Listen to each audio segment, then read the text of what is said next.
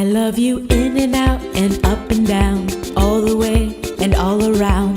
There ain't no way to overstate it. I never knew I could, or if I would, find a lover how I should. You just can't plan for love like this. Oh, you and me make one fine we. Oh, you and I, no one can deny. No, you and this one has so much damn fun. You and I need you here.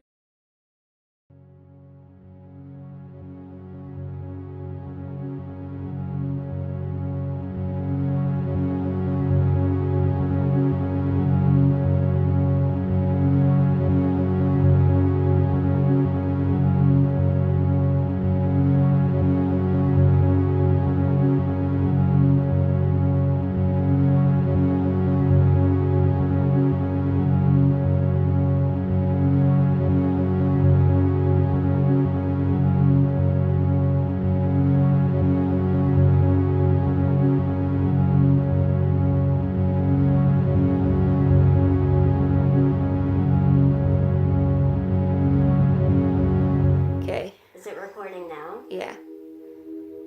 Okay, so what I was saying is to be loved completely, you have to be open. And being open means you have to be, like, raw, I guess. Raw meaning, like, unafraid to give yourself to that person. Emotionally. That's what I mean. That's the Lorna Byrne talks about that in the book too, a little bit. So it can be scary, and it can be more scary if you've been hurt in the past when you've done that already with somebody else. You've given yourself to them as far as letting them see your good sides and your bad sides, and letting them into everything that is you. And then when they do something to hurt you, or they leave you, it's hard to get that back, all that vulnerability, all the secrets, all the things that you've told them that they know. It's hard. You can't get that back. You can't get any of that back. So it's like you've given a part of yourself Exactly. to that person that you don't, maybe now you don't want to give that to them. And so it's hard for the next person that comes into your life to be as open and free within yourself to them. Yeah. Life experiences teach you how to protect yourself and shove the ability to love down, like Lorna says in her book, like exactly. Like, but she also says that we are all born as the purest form of love. Like babies are like pure, the purest form of love. That's all babies know is just love. They radiate it. They know they're meant to be loved.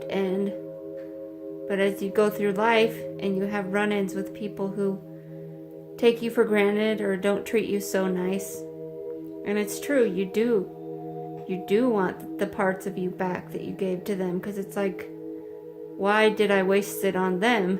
Yeah, and I've experienced that. I'm sure you've experienced that. But you think of it as you can think of it as part of your light that you shared with them. Whether they were mean to you or took you for granted or not. Love is indispensable, and it's awesome when it's unconditional. It's supposed to be unconditional. Like, it would feel better. I'm not trying to cut you off. were you done? You did, but that's okay. Go ahead. I forgot what I was going to say. It doesn't feel as bad if they took whatever that is that you gave to them and they keep it with them and it made them a better person. Like, then I would feel better about it. Right. I wouldn't feel as, angry or guarded now. But, you don't know if what you gave to that person changed their life permanently, or maybe it's just a blip in their life. They don't even think about you anymore. They don't cherish anything. It doesn't matter to them, so then Yeah. it's a waste. Like, it's a waste of my energy that I gave away. My heart would be better if I knew that what I gave to them, they'll have forever with, Like, if you and I ever parted ways, heaven forbid, it's not going to happen. But if we did, I would want to know, leaving you or you leaving me, that you'll have something about me positive in your heart that you'll always remember, or you'll always laugh at, or you'll always be thankful for. That's what would help. And there's so many things. Like, there's so many things. You've had such a great impact on my life. You've helped me see things in a different way. There's just so much. And I will always cherish our experiences together and what you've given to me. Always, no matter what happens. Well, nothing's gonna happen. And I've been in other relationships where I know I was just a notch on somebody's belt, And that feeling sucks and it makes you angry. Makes you feel empty. Yeah. Because you and me are the type that gives our whole heart. Not just in romantic relationships, but in any relationship. And when you're just another person to somebody, just someone they know, it's like, but wait a minute, I truly love you. I love you. And you're just somebody, I'm just somebody to you that you hardly ever think of. It's a bummer. Are we stupid for loving like that? I don't think so. I think everybody should love that way. I do too. And be more compassionate about people. Everyone. Not just their lovers and their best friends and their family, but can I hold that on you? Because the world needs more love and compassion. I just want to tell you, everybody, right now I have not had any cannabis. And I am expressing myself. Express yourself. I'm proud of you, honey. Thank you. I love you. I love you too. And I don't say I love you just to say it to you. I say it every time with meaning and heart. Thank you. When I say I love you, I truly mean it from the bottom of my heart. That goes for my wife, for my family, and for all my friends. And even people I've never met before. Because you have to let your love shine through and have compassion for everybody in the world. Okay, that's enough about me. Wait, I want it back to film you again.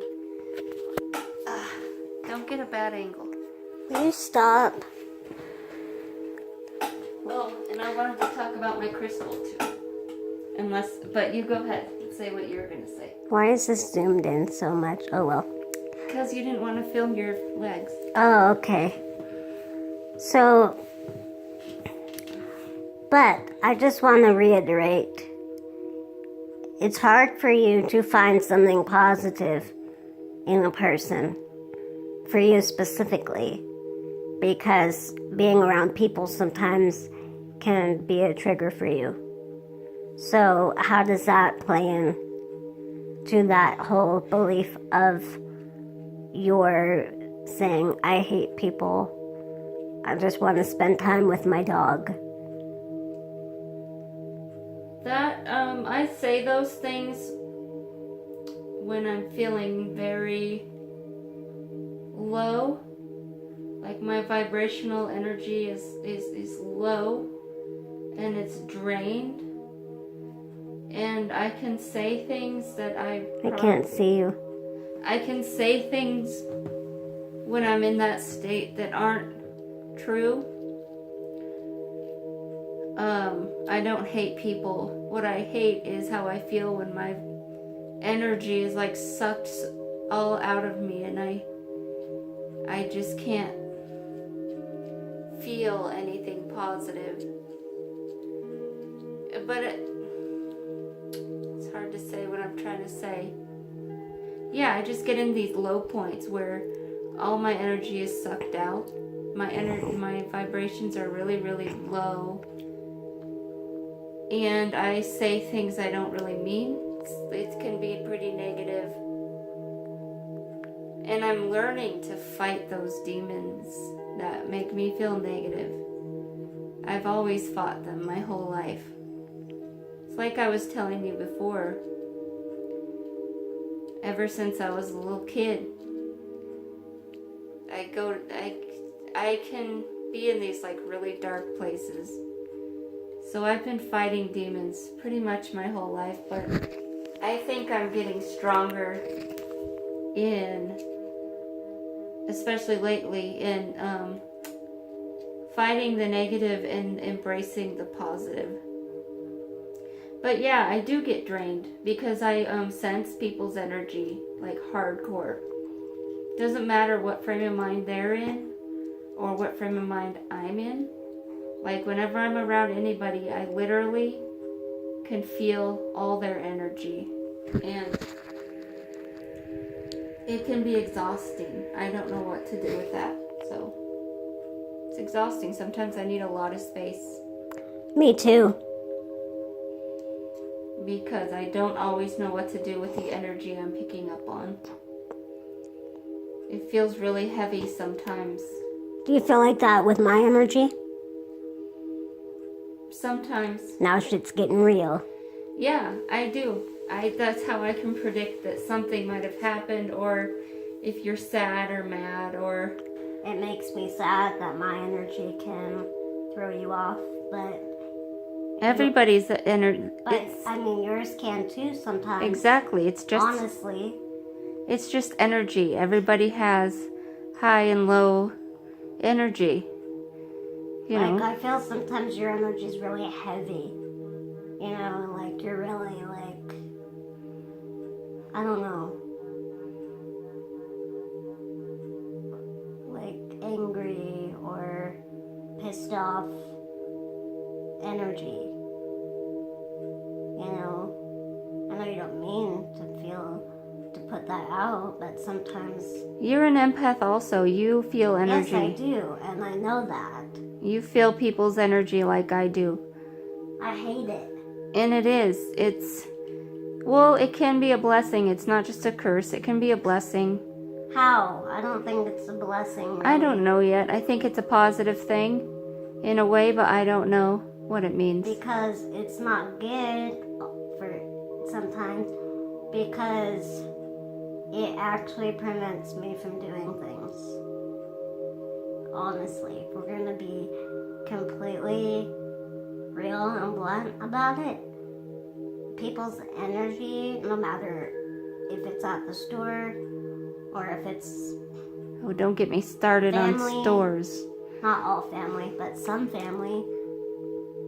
You know, if there's too many of us, especially the Luca Tordo family, it can be draining, and you know, that could be why I don't like doing a lot. And you know, I was thinking back, I've always had anxiety. Always. Ever since I was a kid. And I remember on my 18th birthday, it was an awesome birthday. Like, my parents, they rented a limo for me, and I had some friends come with me to ride in the limo. We went to Reno, because if you know anything about Tahoe City, there's not much to do, really. And Reno's where everything is. So we went to Reno, we had dinner there. But like, I remember before getting in the limo and having my friends there and like just the energy of the birthday celebration, I was like anxious about it. Like, I remember feeling kind of anxious that night. Even though I shouldn't have been. I should have been excited. You know, it's my birthday. I'm gonna, you know, I've never been in a limo. We're gonna have champagne. Like, it's supposed to be fun. But for some reason, well, that's probably a good reason, I could get hurt at any time, any drop of a moment. Something could happen to me and I could get hurt. That's probably why I have had anxiety my whole life. You know, it's that feeling of living in like, you know, caution all the time. And yeah, I've had things to happen to where my anxiety has gotten worse over the years. But I'm really, these days, I'm trying to push against it and not let it control me, because I won't do anything then. I will never go anywhere. You know? I don't know if that's getting off topic of love. It kind of is. So. Well, it all ties into like vibrations and your energy and how that plays into feeling love and giving love. So it's kind of all related. I wish that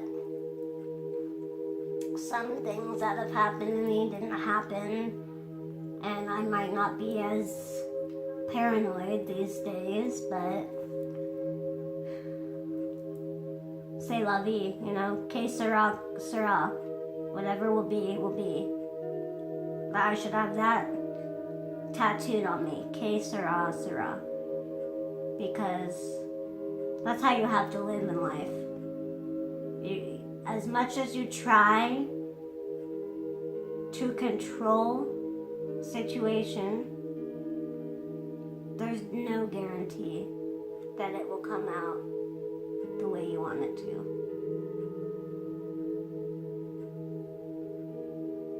So, that is that. Boom. Que sera, sera. That's what we should call this. Que sera, sera. The future's not ours to see. Que sera, sera. Sera. Drink to that. So this is a piece from my flourite.